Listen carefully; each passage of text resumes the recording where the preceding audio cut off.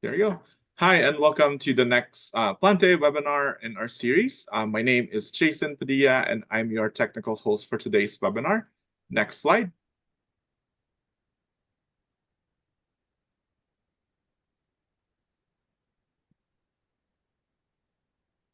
Next slide, please. This webinar is brought to you today by Plantae, the open online community for plant scientists powered by the American Society of Plant Biologists. I would like to give a special thank you to all members of the society who are attending today. Your ASPB membership dues help make support this webinar possible. For any of you who have not yet joined ASPB, you can join today and use the discount code %10 to receive 10% on your registration. ASPB members get early access to this webinar, and you can learn more about ASPB and the opportunities we provide at aspb.org. Next slide, please. We have recorded so many webinars, and this webinar is available to you via our YouTube channel. And so if you're looking for additional webinars, you can watch them on our YouTube channel. So be sure to follow us on YouTube. Next slide. Before we get started, I'd like to go over a few housekeeping items to make sure that you get the most out of your attendance today. If you're experiencing technical difficulties, please let us know about those using the chat box, or you can email me directly at jpadilla@aspb.org. If you have questions for our guest speakers, please add them to the Zoom Q&A section, and our moderators will be sharing them with our presenters. If you have trouble connecting or need to leave the webinar early, as I mentioned, this webinar is recorded and will be made available on our YouTube channel. And so be sure to follow us. And so without further ado, I'd like to call on our moderators who will facilitate this webinar today. So take it away, everyone. On to you, moderators. Hello and welcome to our webinar today. And today's webinar is going to be about how to get the most out of your PhD. And today we'll be having 4 distinguished speakers, reputable mentors, and of course, passionate scientists from various fields in the plant science field. And today they'll be sharing their insights and thoughts about what you can do to get the most out of your PhD. Next slide. So today's webinar would take this form. We'll have the moderator's introduction first. This will be shortly followed by the speaker introductions, and afterward there will be Q&A sessions where we will pick questions that you've dropped in the chat box during the course of the talks, and of course try to answer them live and give you more insights from the areas that you may have concerns regarding. And afterwards we'll have the concluding remarks and definitely keep it close to the excellent webinar we're looking forward to. Next slide. As for the moderator, we have firstly Tuyeli Das. Tuyeli Das is a PhD student in plant sciences from the Presidency University, Kolkata, India. She is a final year PhD student in the Department of Life Sciences at the Presidency University, Kolkata, India, and a 2024 Plantae Fellow. Her research focuses on plant secondary metabolites and medicinal plants, and she aims to bridge traditional medicinal plant knowledge with modern scientific research. She's a passionate nature enthusiast, and she enjoys traveling and trekking. Her long-term goal is to discover new therapeutic compounds from plants using advanced tools and techniques. You'll be seeing Tuyeli Das as we go through the webinar today. And personally, myself, next slide. I am Abdul Kabir Omeiza Abdul Malik, and I'm a graduate student at the CEPLAS Cluster of Excellence on Plant Sciences Graduate School, Germany. I'm a 2024 Plantae editor and a fellow, and my research focuses on using experimental evolution approach to assemble plant growth promoting soil microbiomes. I'm very passionate about science communication, of course, that's why I'm here today, and sustainable crop production. In my free time, I love playing soccer and enjoying nature views. Next slide. And lastly, our wonderful moderator, we have Manish Lingwan, who is a postdoctoral associate at the Donald Danforth Plant Science Center. He is a postdoctoral associate there and also a 2024 Plantae Fellow. But impressively, he's also an assistant features editor of the Plant Physiology society. So he is a passionate plant biochemist interested in analytical techniques and strategies to decode cell-specific metabolism. His research focuses on understanding plant lipid metabolism to enhance medium-chain fatty acids in oil crops. Besides research, Manish aims to inspire and educate younger students by providing valuable insights about STEM careers and helping them to navigate opportunities. We welcome you once again and now hand over to Manish to take it on from here. Anish?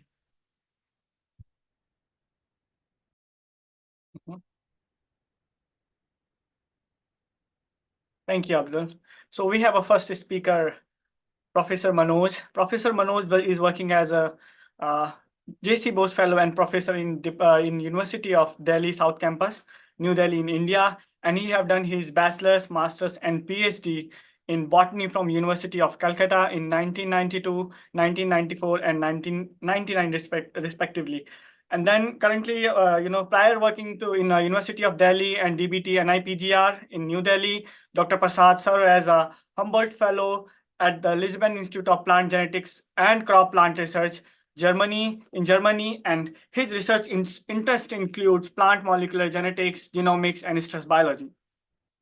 Professor Prasad has published more than 200 research papers. He reviewed many articles in international journals, and he has cited almost more than 15,400 plus times, and his at index is of 69.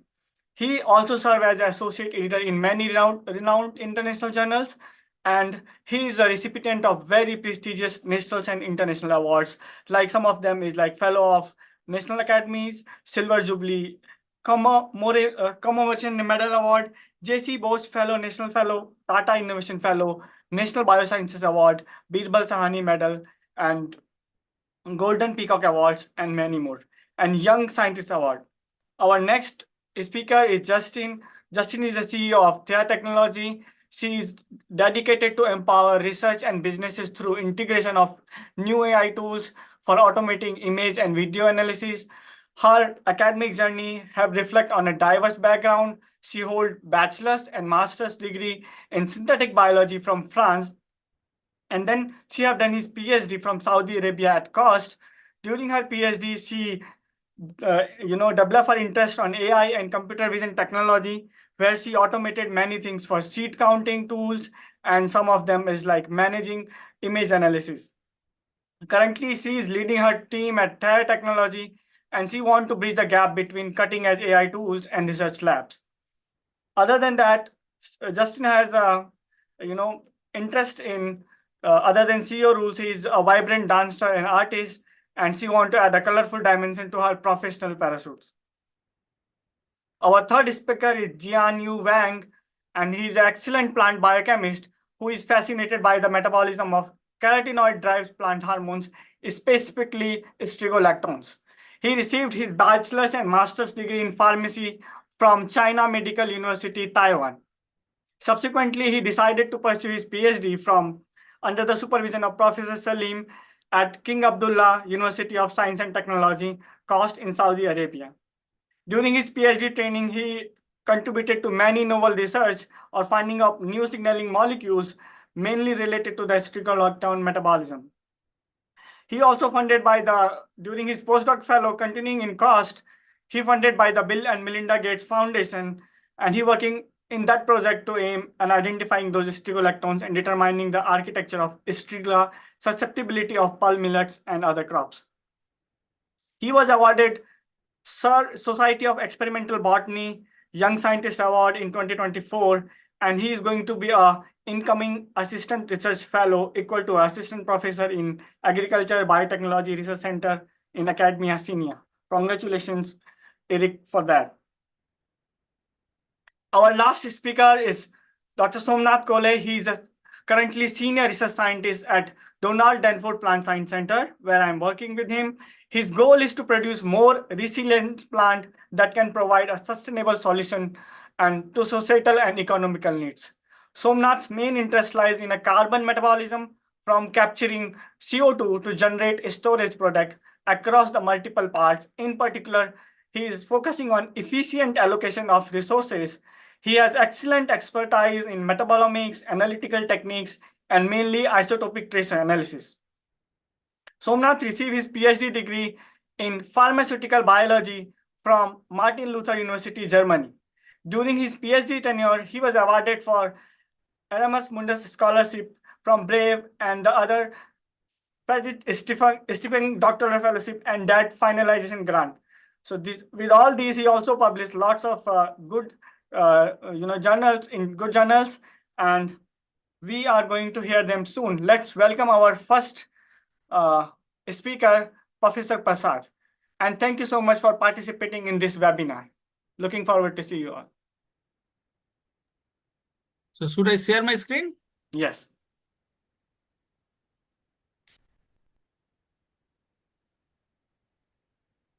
My screen is visible? Yes. So greetings from New Delhi in India, all the Plantae Fellows, and I would like to thank Jason and all the Plantae Fellows and my co-speaker for this session. And I'm going to talk about my experience about how the mentor-mentee relationship can make change of mentee's future. So today I will share my personal experience. So in overview, PhD is a long, challenging, yet rewarding process. And it's not just about producing dissertation, but also about becoming a researcher, developing a wide range of skills, and preparing for a future career. So this is the first overview. I want to say that the PhD student must take care of this thing actually in mind. So this is my academic journey. I started my things at in Calcutta. All my education has been done in Calcutta. And over the year, you can see here, I have got all the awards and rewards, everything according to my age. When I became a professor, before that, I also got all these accolades. So what is the main goal for a PhD student? Because it's not a fixed daily structure, but PhD student must be focused like a short-term goal and long-term goal. In short-term goal, they can weekly task, monthly research milestone, and the long-term goal is the publication, conference presentation, and dissertation and completion. So having that, that make it SMART goals. SMART means that SMART is specific, measurable, achievable, relevant, and time-bound. So all these first later make some sense actually. So specific means they define what you want to achieve. Measurable means track your progress, how much progress you are doing. Achievable, ensure your goals that are realistic. And relevant means align the goals with your research and career aspirations. And time-bound means set the deadline. So all these 5 SMART goal is very important for a successful PhD career. So for my students' aspiration and why they are so much successful, because I put 100% independence to the experiment on their. I never say that do this. This is their experiment. They have to do by themselves. Then no stringent evaluation and performance except 1 monthly level. I give time to liberty to the student to make their comfort zone so that they can perform very well. Third is the special attention towards encouraging writing and speaking. These are the 2 things nobody can teach anybody. So these are all personal skill they have to learn by themselves. Exposure to editorial process like reviewing and reading. I also give my senior PhD and postdocs this reviewing job so that we can sit together and we can discuss and we can make a very good review. Freedom to attend any conference, symposium, and present their work. This is very important to know what is going on around the world about their area of research and how to present and how to ask questions. Liberty to apply any fellowship award is very important. Otherwise, you will not get anything. Student encouraged to visit other labs because you know that no lab is fulfilled to do all the experiments. So you need to get assistance from others. And at the same time, it's not a one-way traffic. You have to also assist the other labs if the help is sought. So coming to this mentor-mentee relationship is very important that that advisor is not only your supervisor, but you're also your mentor and guide throughout the PhD process. And there are tips for effective communication is very important to make a good mentor-mentee relationship. Schedule a regular meeting, come prepared with updates and clarify the expectation early on. Don't be afraid of asking any feedback and constructive criticism. This is very important for the mentee point of view. And if there is any conflict, arise, addressing them professionally, and seek resolution early. What is the aspiration mentee should? They should have their curiosity and persuasion, strong desire to learn something new, love for the subject and passion, because all the subject I think is equally good. That mentee should love the subject, what they are wanted to do. Open mind and cross-border thinking. This is very important at the present context. Ability to ask question, even it is silly question, you should ask, so that by this time you can come out of the hindrance. Time management is another important aspect, balance between the personal and professional life, because PhD is a time-bound process. So you have to get most out of it by managing the time between personal and professional. So all the PhD students, they always wanted to keep in the comfort zone. But for academic success, they need to come over the comfort zone to the fear zone, where they lack confidence, find excuses, be affected by others' opinion. And then coming to the learning zone, they deal with the challenges and problems, then acquire new skill, extend their comfort zone. And finally, the growth zone, there they find the purpose, pursue the dream, set the new goals, and conquer the objective. So here the mentor has to play a very important role to provide appropriate environment and platform to the mentees to reach the growth zone from the comfort zone. So what is the elements of this academic portfolio? So there are, because in our field, only publication, patent, and product is the thing. So we have to, the mentee should have to aim for high quality journal publication. They also try to present their work in the National International Conference. They also apply for the scholarship, fellowship, travel grant, and skills. That is very important during this kind of workshop and other courses. They should learn how to do statistics and software and trading, etc. And they have to keep updating their CV time to time for their achievement, experience, and publication. So as I said, that PhD is very important to get a good job. And if you have a good PhD with a decent, good number of quality publication, you can apply, and then you can get a chance to get a job with a decent CV. So this is the achievement of my student. I have just given a glimpse that you can see Charu has characterized the DRAPE transcription factor in foxtail millet. Swati characterized the NAC transcription factor in foxtail millet. Muthu did all the genomic genetic resources for foxtail millet. And Namisha, Ashish, and Roshan, these two and Pranab also, they work in my other crop plant, the plant virus interaction in tomato. And so you see that whatever awards and rewards is there available in the Indian context and the international level also, Marie Curie, you can see here, they get everything. So these are their own actually achievement. And by this way, mentor has got the rewards. So in conclusion, I must say that the mentee should set a clear goal and manage the time very effectively, bring strong relationship with the advisor and network activity, develop your research, writing, and teaching skill while focusing on career development, prioritize your mental and physical health for balance and fulfilling the PhD journey. Final thoughts that the PhD is a unique opportunity to not only advance knowledge in your field, but also to grow as a scholar and a professional. Finally, make the most of every aspect of the journey with the support of mentor. So mentor-mentee relationship is the key factor for success of both mentor and mentee. So finally, myself and Ashish, while this COVID period was there, we thought that we can sit together and we can write about mentor-mentee, and you can go through these trends in genetics article under the Science and Society section, research and leaders, a twisted tale. And that's why I say always the success of the mentee is the success of the mentor, and this should be realized by all the mentor. And I am one of the classical example, since all the students have been successful, and at the end, my career was also flourishing. So leadership is service, not a position. So this I could tell every student that leadership is to facilitate the things so that the mentee should get comfortable and they get their job done by this stipulated time. Thank you very much.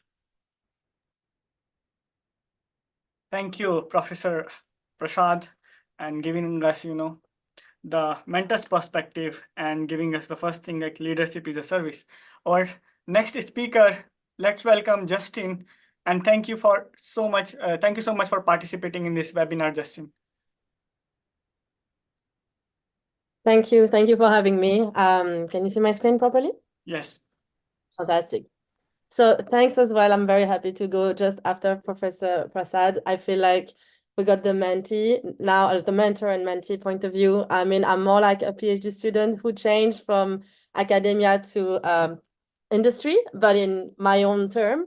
So I think, you know, the set of skills that we gain in PhD also helped me to make that move. And I just wanted to share that with everyone. So just to have a quick overview, you saw before, I have a bachelor degree in chemistry and physics, and then I have a master degree in biotech, did a PhD in plant science with Eric, that is also here today, in King Abdullah University of Science and Technology in Saudi Arabia. And then I built my own startup also in Saudi, and I'm the CEO with two other co-founders. And the name is Taya Technology. And so today I just wanted to share some of my, you know, experience and what I think would be very important to keep in mind while doing a PhD, as well as how I transitioned from PhD to the startup world. And as we all agree, I think we can say that PhD is a moment of growth and that we are really learning to become the expert of the research field that we are studying. And that's very something that is, I don't know, it took me a while to realize until I defended and I had all the answers that nobody else had, before, like besides my professor and my colleague.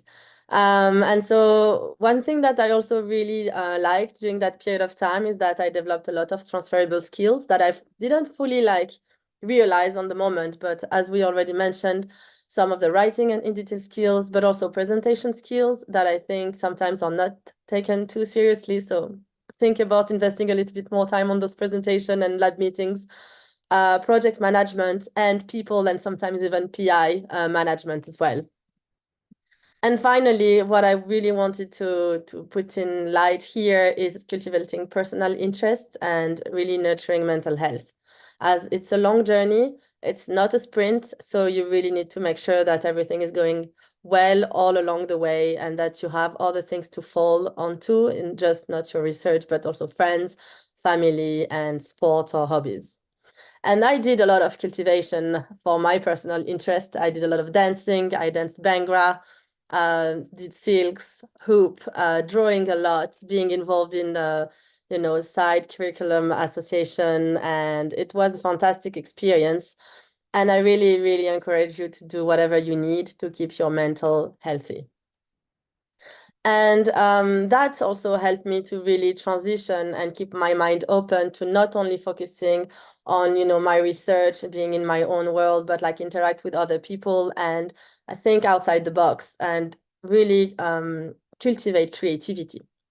And one of the things that came out of it was my startup. And I wanted also to share a little bit how I went through this process, because that's one of the outcomes that can come out of your PhD, not only continuing in your academic career. So I've been studying strigolactones that are like chemicals that are released in the soil by a plant like rice and other cereals, and that are sensed by parasitic seeds. And that parasitic seeds is called striga. And Eric also studied it, but that was like my main PhD topic. And one of my experiments was to count pictures that are like this, with a disc of striga seeds, applying chemical on the striga seeds, germinating the striga seeds, and then counting how many germinated and non-germinated seeds there will be for each experiment. I had hundreds of seeds per picture, hundreds of pictures per experiment, and we will do it by hand, with non-germinated on the top and germinated on the back, on the bottom. And that was a horrible, for me, experiment to run. A lot of time spent on weekend and nights, because during the day you are in the lab. And so I thought that I will use computer vision and machine learning to train a model. And we teach the model how to detect a non-germinated seed with a seed coat and a germinated seed with a radical. I had a friend who was very good at coding and doing computer vision, so we developed this together, made an automated system that will save 99% of my time, spending just now less than an hour to analyze an entire experiment instead of weeks of work. And the idea was like, for this model, we published it publicly, like we made a publication and it's available. It's called SeedQuant. and we had 93%, 93, yes, percent of accuracy of detection. But it was just, you know, one little plant in the world of science, and that software is not that easy to install. So we thought that it would be very nice to develop a technology to detect anything, and that can be accessible anywhere without having to install anything. And that's how we created ThayaTech, which is an online platform that allow anyone to make their own detection model to count different things. And since then, we've really helped different type of scientists counting red blood cell, detecting trichomes, lesion sites, like we can also count like leaves, look at a lot of different morphological parameters and do that automatically for the researchers. And we won an accelerator program in Saudi Arabia that allowed us to launch the company. And so really what I wanted to share is like to keep an open mind, try to enjoy the journey of the PhD, and you never know what's going to come next. If it's not another academic career, you can be a PhD, it can be, a startup or anything else on the way. And if you need any contacts or questions, I'm very happy to connect. I'm on LinkedIn and you can reach out to me anytime. And thanks for having me today. I'm very glad to have that chance to participate in this seminar. Thank you. Thank you, Justin. It is a wonderful presentation, and we got to know about AI and your perspective of a startup and industry. Thank you so much for this. And our next speaker is Eric. Eric, it's up to you. Please share your slides. I think you can see my slide, right? Yes. Okay. So it's my pleasure to be here to share my experience about how to make use of your PhD. But I have a subtitles enjoying doing research because I think I'm also somehow the traditional path for our PhD postdoc to get the independent research fellow. Briefly to introduce me again, I studied my bachelor and master degree in pharmacy in Taiwan. And after my degree, I went to Saudi Arabia under the mentorship of Professor Al-Babli. I'm studying with some plant hormone we call soratones. And during this period, I have the chance to went to the Max Planck and also the University of Turin to learn some techniques. Professor mentioned we need to have some exchange. So during my PhD, I have these opportunities. And after my PhD, I stay with Professor Sarin for the postdoc training. We are working on the Striga competing project.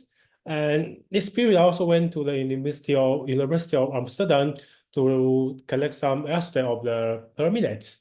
And luckily, I got the assistant professorship in academic clinical. So I'm also looking for collaboration and recruiting some students for the future. So what's a PhD? Actually, in my point of view, PhD is not only a training or you want to get something out of it, but it's actually is from Wikipedia, you can say PhD means we learn of wisdom. So we need to solve a problem you observe. So I think the most important thing when you observe in the literature, when you're reading or you're thinking, and then you need to prove it by experimentally. And then what we want to do is to search for the truth. So doing a PhD is time consuming. And this period is important to train you to think independently and think theoretically. And when you do a research, you need to deploy yourself. When you decide to do this experiments or doing the research, you need to deploy yourself, I will say more than 80% of your time. And the most important is you should enjoy this process, because most of the time of PhD is we devote ourselves in the lab or writing papers. So you really need to enjoy what you are doing. And we know most of the case is failure. And most of the PhD period, we got more than 80% rejection, also for the papers or for the funding. Less than 20% will get success. So I know some sentences that success is not really final. failure is not fatal. So it's the courage to continue the counts. So don't feel you are the only one who will get failure. Most of us, we get failure most of our time in the PhD. However, we are human. So when you get failure, we need to get support. So in my point of view, we need to have the peer support. This is very important during your PhD. So I'm lucky I have so many good colleagues or good friends, such as Justin, she just presented her experience here, and also Erica and Lamis, and also my friends in Italy. The peer support is important because we need to get a very important mental health, because this is what we need nowadays. We have many stresses, things in the life. So to get your support from your friends is really important. And for sure, we need to also get advisory or professional support from your PI, such as my PI, Professor Albany, and also my, I will say, co-advisor, Professor Ikaram Belidu. They will guide us to decide you have A and B directions, whether you want to stay in academic or you want to live for industry. And also friends or colleagues in Italy, in Germany, and in Amsterdam. So the professors will always give you the answer or give you a guidance. So this is important. And also, we are academics, we always need their reference later. So you have to have the good relationship with your advisors or your collaborators. And also the networking is very important for young generation. We should get know the people from the conference or from the workshop or from your advisors. And my experience somehow is also very interesting. So I always get the network from my friends. As I mentioned, I went to I have the opportunity to went to Paris, and I met Manish, and also I met the Tana, and she was also organizer in the New Phyto Next Generation Scientist Conference. So when I applied this conference, she selected me for a speaker. And also today, the same Manish introduced me as a speaker. So this is about the networks. So the network is important for you to build your scientific area. And you have to be very proactive. You need to let the people think you are a really proactive scientist, and your attitudes. Don't be negative. You should be always positive and confident, and to make sure you have very good credibilities. So the people will really to help you to understand what you need in your networking. And of course, as I subtitle say, you need to enjoy doing your research. So no matter your research outcome is big or small, we hope you will bring the changes for the field or for your certain perspectives. And I was lucky I involved in the Bill Gates Foundation project. So we are working to combat striker, and I went to Kenya. So what I learned is that what I'm doing in the lab, I can come up with a product to help the farmers. So we have the chance to change the world. So you need to really enjoy what you are doing. And this also did for my decision to become an independent group leaders. So all about yourself. When you want to stay in academic, the important thing is you need to prepare all these things when you apply jobs. Cover letter and your CV, update CV, and also your research experiments and teaching experiment. It depends on institutes. And also very important is the reference letter. So as I mentioned, you have to build a very good relationship with your advisors or your professional collaborators or from your friends if he is or the PI. And my experience, it was not that successful, I will say, because I applied more than 100 university research institutes around the world, and I got only 11 online interviews, so around 10%, and I got three on-site interviews, and then I get 2 offers. So I would say for young generation, it's very competitive, but devote yourself to your decisions. So, and I think for doctoral philosophy, it's not only there for wisdom. I think as a researcher, we should create a fair future. And we need to create also the respectful future for our colleagues. So this is also I want to share with my experience to to the audience is that when you become a higher postdoc, let's say postdoc or higher senior postdoc, we always need to think about how we to help the young generation, like your students or your young collaborators. So we do the work and we also create a successful future for them. So for their success, also your success. This, I hope we can start create by ourselves a fair future. So I would like to thank all my friends, my collaborators, my advisors, and also the opportunity for me to talk in the Plantae's webinar to share my overview of how you get most of your PhD. Of course, if you have any questions, I'm welcome. You can write email to me or you can reach out for me at any time. Of course, if you would like to know about course or want to join the level of my Professor Sanopali, also very welcome to contact him. Thank you. Thank you, Eric, for giving us wonderful prospect on PhD students. And what I take away from your presentation is 80% failures, 20% success.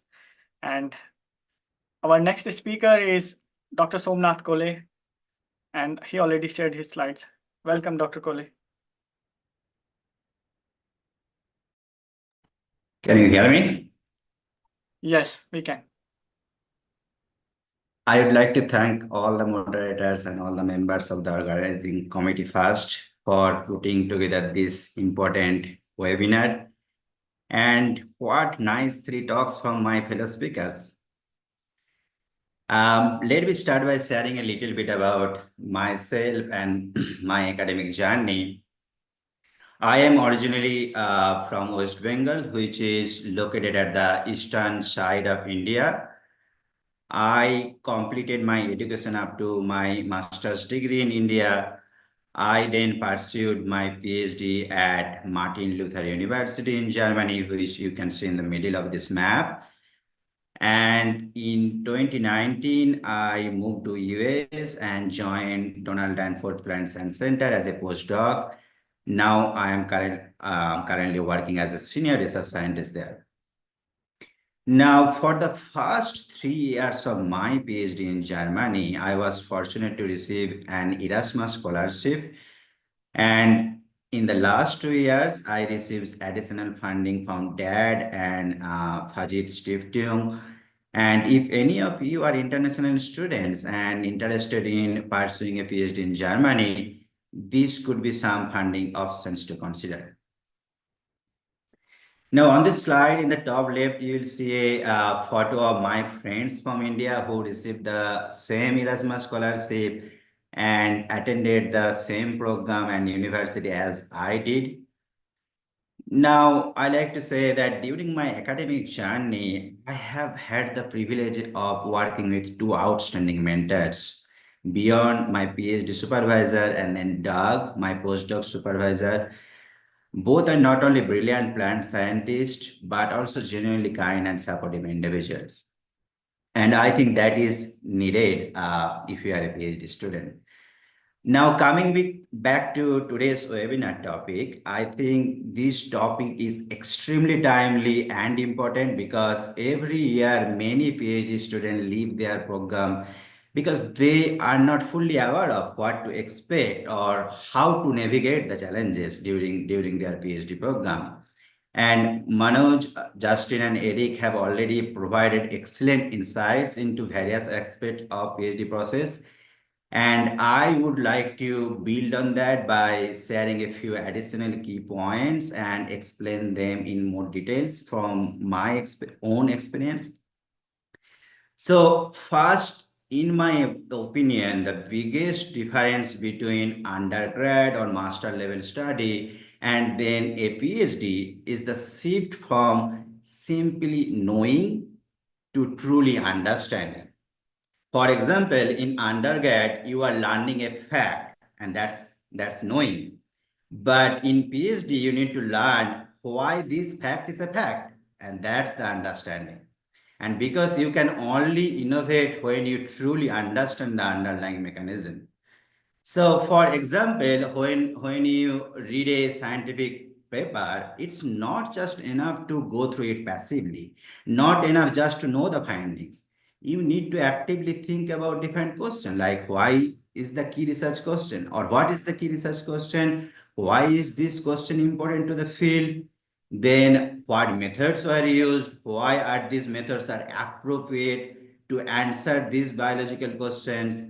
Then coming to the results section, you need to think about are these result and final outcome convincing or well supported by the data? And how does this study fit into the broader research area? So this kind of critical reading is essential in a PhD. You are not just learning facts, you are learning how to ask the right question and how to explore them through various approaches, various experiments. Now, let me share something that nearly all PhD students experience. At some point, you will feel stuck. And this is completely normal. Instead of getting frustrated, take a step back. Give yourself a break and return with a fresh perspective. For example, during the first year of my PhD, I struggled to make progress. My goal was to efficiently incorporate 13C isotope into volatile terpene biosynthetic pathways for longer time periods, but all my initial efforts were unsuccessful. And since these terpenes, these volatile terpenes are biosynthesized inside trichome cells, I focused only on developing trichome cell cultures. And I remember after a year of no such progress, I went on an Easter vacation in 2016 with a very sad face. I was discouraged. I was wondering if I could even complete my PhD. But during that break, I realized that I needed to think independently. The idea of establishing this trichome culture was not even mine. It had been suggested when the project started. Then upon returning from the vacation, I took a full day to clear my mind first. And then the next morning, I had a moment of realization that the project goal was not just to develop a trichome culture system, but to create any system where the 13C substrate could reach the terpene pathways. So I shifted my approach. I developed a shoot culture system instead of trichome cell culture system. And within just a month after that Easter vacation, I had success. And I'm truly speaking, my entire PhD work was then built on that shoot culture system. So what I want to say here, or the key takeaway here, is to always keep the bigger question inside. When you are stuck, take a break, clear your mind, and try to brainstorm new ideas. Think in different way. Maybe you are missing a critical step in your experiment, or maybe you need to change that critical step for your model system. And then if your results do not align with your hypothesis, ask why. What could this so-called negative result reveal? Can you validate your unexpected result with an independent experiment? And from my experience, I can tell you that unexpected or seemingly undesirable outcomes often lead to breakthroughs. So do not discard your so-called negative result before understanding why they turned out that way. So this kind of critical thinking or independent thinking at every stage of PhD and also throughout your scientific career is absolutely necessary. Now, to wrap up for today, I will leave you with a few quick tips. A PhD is not just about reading papers, conducting experiments, and writing a thesis. It is also about develop effective system, create a system to manage your learning. I'm going to give you 3 examples here. First, keep a well-organized notebook. Write down everything I mean, your experiments, ideas, plans, research notes, discussion with your supervisor, essentially anything relevant to your work. And a good notebook will keep you on track throughout your PhD journey. Now, the second, I would like to say that make sure that your raw data is properly organized. Never ever modify the original data. If you need to make change, make a copy. Mark it as a modified version. Then to label your data file, use dates and keywords and specifically all other distinguishable points about that specific experiments so that later you can find your data easily. And third, when saving previous literatures, label them with the year of publication, the first or last author name, and then few keywords to remind you why this article is important to you, not anyone else. You need to say some keywords why this article is important to you. So these are just few examples from my own experience, but you need to develop a system that works best for you. Other than all these points I mentioned today, remember a PhD is like a marathon, a long journey, and progress would be slow and incremental. So be happy and celebrate any tiny achievements. Even it is just coming up with a new idea or finishing reading an important literature. And then in this long journey, it is also easy to feel isolated. So stay connected with your friends, do other activities, stay connected with your family. And one last thing I like you to remember also that while a PhD might be the pinnacle of your academic journey, it is just the beginning of your scientific career. The skills and the knowledge you gain will shape your future. Whether you want to be in academia, whether you want to be in industry, it will always help you. So try to enjoy this journey. And that's all from me. I know an hour-long webinar is not enough to cover everything, but I hope experiences and presentations from all four of us will offer some useful insights which can help you if you are doing a PhD or planning to do PhD. And I wish all the PhD students the very best in your journey ahead. And we are looking forward to any questions you have. Thanks. Thank you, Somnath, for giving us a prospect. Like we, as a researcher, we always stuck, and there's a need for a fresh perspective, critical thinking, and and we can always restart the things. Now we will go for I will share the slide and we will go for our Q&A session. And Tuli will take care further. Is there? Okay.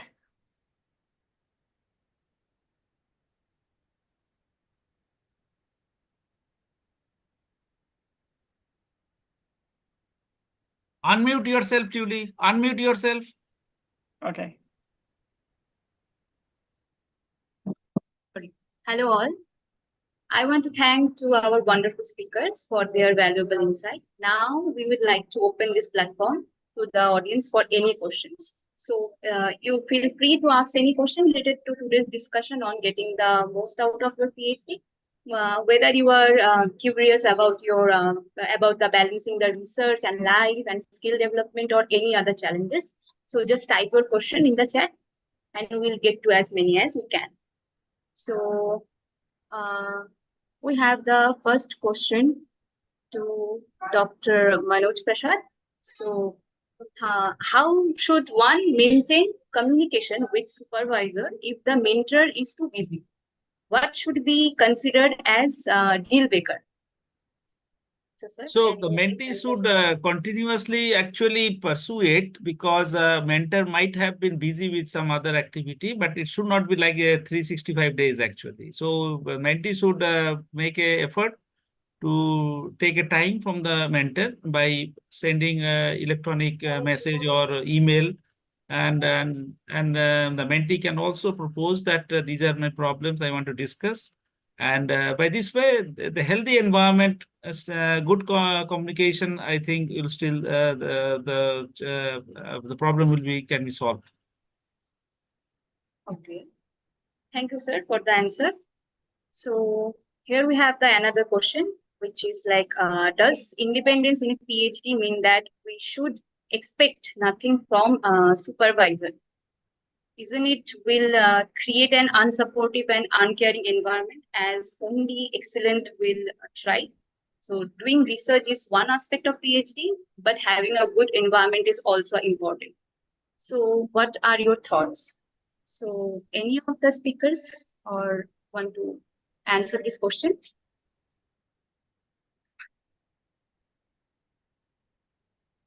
Eric, I think you have answered this question. I have seen. Eric. Yeah, I answer. I mean, I think the independence is not about your peer will not do anything, but the independence is you have to decide for your projects and also take the responsibility for your work. But you have to discuss with your peer always. So it doesn't mean your peer will not help you.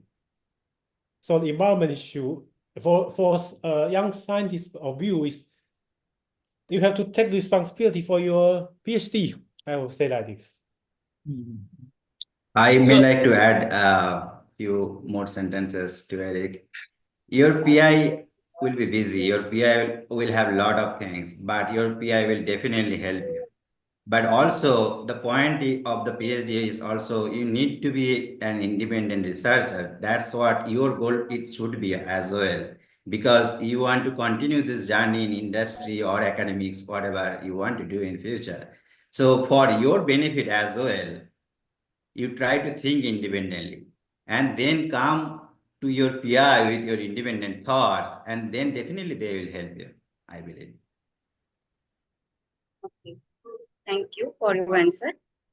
So here we have the another question is how to proceed with the proposed hypothesis when PI starts to doubt the success in expected result and starts being skeptical about it. So here mentee should be very methodical actually. So he or she should prepare the report like this, that if there is a negative result, why it is negative, there should be the technically should be clear and properly documented. So no PI is going to spectacle if the notebook is properly maintained and the result is whether it is positive or negative, it doesn't matter actually. As Eric said, that is 80% failure, 20% success. This is true actually.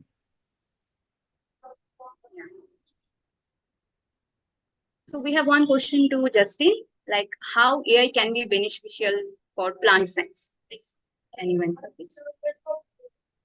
Sure. I mean, it can be beneficial for like many applications. I mean, one of the reason why I moved from academia to a startup is really because I saw so many fellow scientists spending so much time on data analysis and looking at pictures and counting, very small patterns that are very repetitive experiment and just spending hours, days, weekend, while they have better things to do with their time. So what we really try to do is to simplify, and our AI can learn from experts like all of you.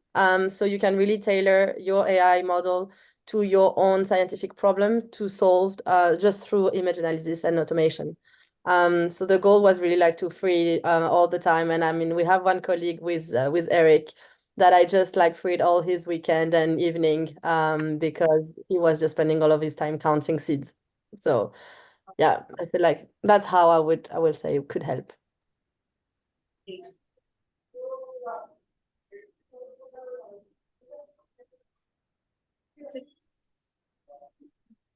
Here we have another question to Dr. Manoj Prasad. So what is your view of an early career assistant professor for supporting students in the lab? So as I mentioned in my talk also, that that early career researcher, there are several programs from the government also that they can apply for that grant, a small grant. In India, I know that I am the chairman of that committee, Life Science Committee of the Startup Research Grant, and I try to help each and every potential young entrepreneur, those who have a proven track record. So whether they are in a private or a public, I don't care on it. But if their track record is good, I try to help. And even my colleagues are also trying to help, because the money is always limited everywhere, whether it is India or India abroad. So we try to justify by giving the money to a proper person, a young scientist who has a proven track record. And this is the only way one can ask for money. If the track record is good, you will get funded actually.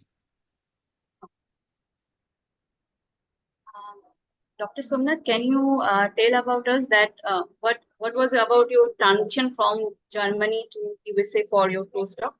Yeah. Or Sorry, also, I did not. Can you just suggest some institute for PhD in Germany for microbiology and your transition, like journey from Germany to USA for your postdoc? Can you share your journey? And or Yeah. that's Yeah. I was what international student even in Germany, so it was not that difficult because I have that set up in my mind. I was in Germany for 5 years. So for me, it was not that difficult, but the culture-wise, yes, Germany has defined work culture, and then US has defined work culture, and you need to adopt that. You need to adopt. It will take few months to adopt what is expecting from you. About the other question, I cannot answer the good institute for microbiology because I am a plant scientist. I did my research always in plant, but I believe there would be a lot of different institute. Look at whether Max Planck has some microbiology option or not. I believe, yeah. So here we have a question for Eric. So, like how you do in like work-life balance to get good outcomes in life? Like how you manage your work-life balance? Life balance, I think the good answer will from Justin, not from me. So for me, as a young generation for scientists, I would say most of your time will be in the lab or writing papers if you want to get a job in scientific field. But for sure, my own ways I have, because in Saudi Arabia the weekend is Friday and Saturday, so all the Friday morning I didn't work. I just to read some videos or watch some books or listen to music. I don't do anything. This is my way to what I call work-life balance. But Justin, you can comment more. No, I mean we've been having it was very funny. Eric always say like I've been enjoying life and not working, which is also not true. I did a lot of work and is continuing my research, so I laid some good foundation there. But yeah, I mean I think it's at the end of the day, you know, whatever you do that you decide to rest for the weekend or engage in some activities, it's up to you. I think everyone has a different way of relaxing, but I think it's very important to disconnect in some ways and realize that, as you know, everybody has been saying, your PhD is not your whole life, it's just part of a journey. And don't beat yourself too hard and try to find some joy outside of the lab if your experiment doesn't work, because you're gonna face failure every day, and if you have nothing else to bring you up, this is gonna be a very tough time. So that's mostly why. And then it can be friends, you know, we were meeting with Eric every evening for weeks or months to discuss just like the trouble of PhD or like doing activities outside, go for a walk. Like everyone has his own way. But yeah, I would say more on that direction.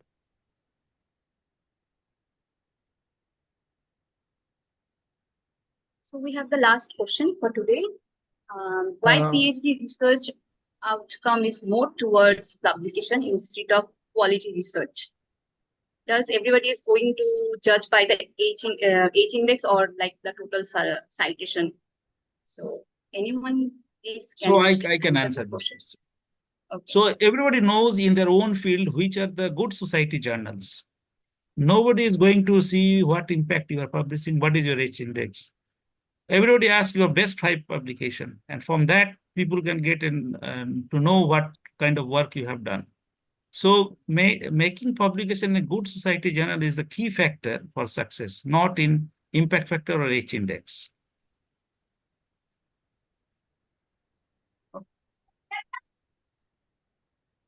And I just a more addition, because I think nowadays the citation or index is not really important. The importance is what you do continuous from your PhD and postdoc. You need to let the community know if you are a plant hormone researcher or you are a researcher in some field. You have to be continuously to work on it to build your CV, a strong CV like this way. I like to add just only one sentence. If you have a quality research, you will get the citation. So think about that way.